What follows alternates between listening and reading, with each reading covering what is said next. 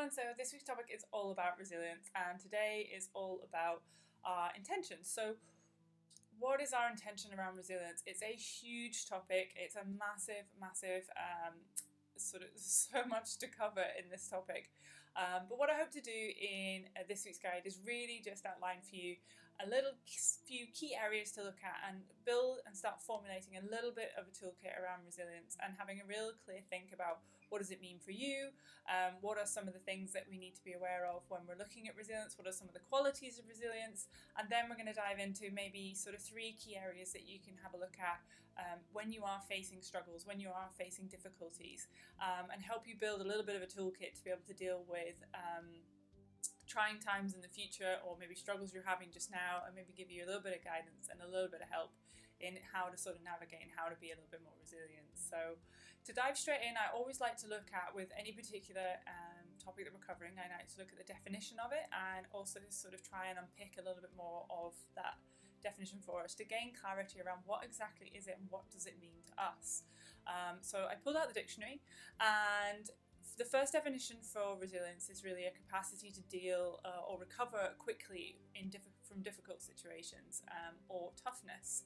And I think it's really important with this definition to break it into 2 parts. So firstly, that ability to recover. So when we think about resilience, it's not the absence of adversity. It's not us avoiding anything that happens to us that could potentially knock us off balance or that will cause us some degree of suffering or hardship. What we want to do is obviously be able to better cope with and deal with and recover from these experiences when they happen. And so I think it's interesting at this first point to cast a thought to actually, do we want to live a sheltered life where we don't run any potential risk of coming up against adversity? And personally for me, that's not my definition of living. If we're not putting ourselves out there and living a full and interesting life for fear of what might happen, then that's not really living to me. So obviously what we're looking at here in resilience is not avoiding potential adversity. It is having ability to be able to recover from difficult circumstances, or quickly, capably be able to deal with this. The other one as well that I think is interesting is this idea of toughness.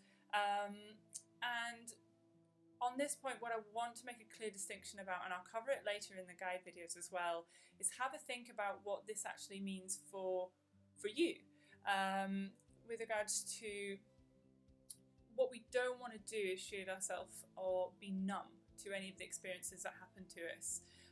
We want to fully experience them and gain insight from them as they happen to us. We don't want to shield or numb out. So if any of you have ever been in struggling, tough situations, you've probably felt a sense at some point that you've had to sort of just numb out from it a little bit.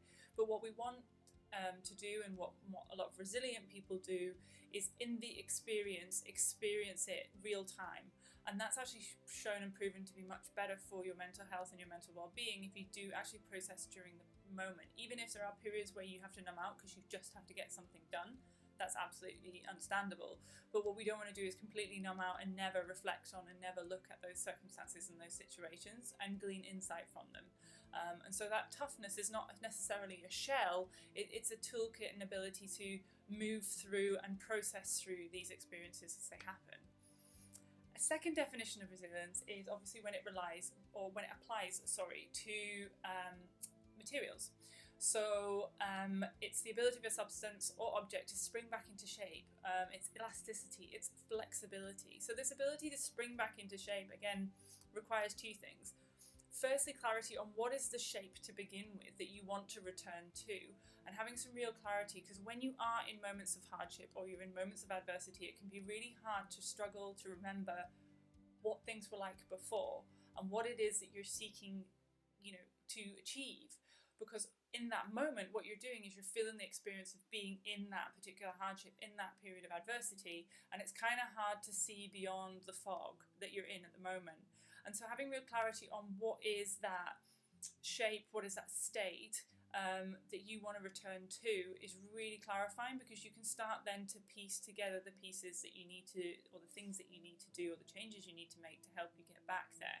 And this is where certainly with many of you, you've got the dream day exercise, you've got your core intentions, and so you know what it is that you're trying to return to.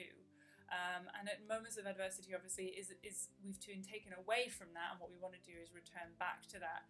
So it's also worth thinking about with this is, are there ways that our sort of current shape, or the shape that we're looking to spring back to, is is it flexible in itself as well? So what I mean by that is, we all have our comfort zones, okay? But the narrower the comfort zone, the more likely we are to step out of that, and that's usually where we find adversity, struggle, hardship, things that we don't like doing. And so thinking about this in this context, are there any things that we can do to widen that comfort zone, to widen that almost zone of tolerance that you have for different things to happen to you, while still staying in that shape, in that state, for a much longer period of time, rather than one little bad thing coming along and knocking you off kilter? So that's something to think about as well, is that shape and that form, and that lifestyle that you have, or that state that you're in, that you want to maintain, that you want to return to quickly in times of hardship. Have clarity around what that is and where you're wanting to get to. The other thing, I think, is thinking about this ability to spring back, this flexibility, is that we don't break, okay?